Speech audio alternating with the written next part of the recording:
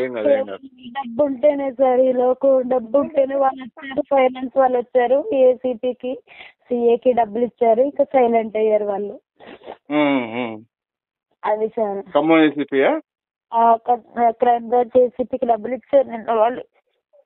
చెప్పిండు ఎక్కడుందమ్మా న్యాయం, పెద్ద పెద్ద వాళ్ళు లంచాలు తింటుంటే మనం ఇలాంటి చిన్న వాళ్ళకి ఎక్కడ న్యాయం జరుగుతుంది అని అన్నాడు కానిస్టేబుల్. అతను మంచోడు సార్ ఆయన. లేదు న్యాయం జరుగుతుంది. మీరు పోరాడండి. మీరు చావు ఆలోచన అనేది కరెక్ట్ కాదు, తప్పు. మీరు పోరాడండి. మీరు ఎంత దూరం పోరాడతారో అంత దూరం పోరాడండి. ఇల్లుంటే ఎక్కడైనా నేను పిల్లగాన్ని బతికించుకోగలను సార్. ఇల్లే నీడే లేకపోతే అన్ని నుంచి బతికించుకోగలను చెప్పండి. అదే మాట్లాడతాను నేను. మళ్ళీ ఒకసారి మా రిపోర్టర్ చెప్తా అక్కడ ఖమ్మం. తను రాసిన తర్వాత మళ్ళీ ఎస్పీ గారిని కలవండి. అవసరం అయితే మళ్ళీ డీజీపీ దగ్గరికి రండి. అంతేగాని చావు అనే ఆలోచన అయితే కరెక్ట్ కాదు, తప్పు.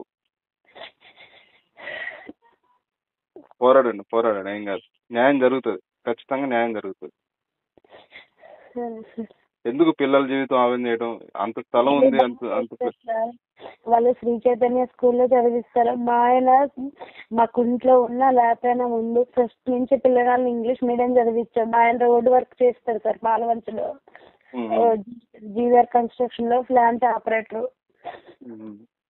బాగా చూసుకున్నాడు సార్. వారు అప్పుడు యాక్సిడెంట్ అయిందని మేము డబ్బులు తీసుకున్నాం, ఆ డబ్బులు కూడా తీర్చేసాం. మమ్మల్ని చిత్రహింసలు పెడుతున్నారు వాళ్ళు.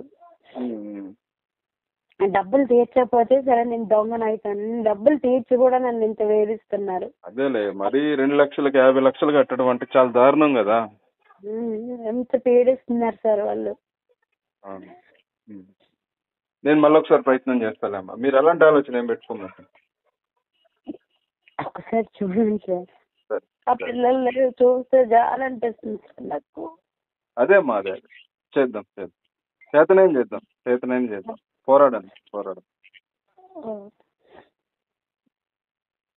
మళ్ళీ నేను నీకు ఫోన్ చేస్తాను. సరే సార్.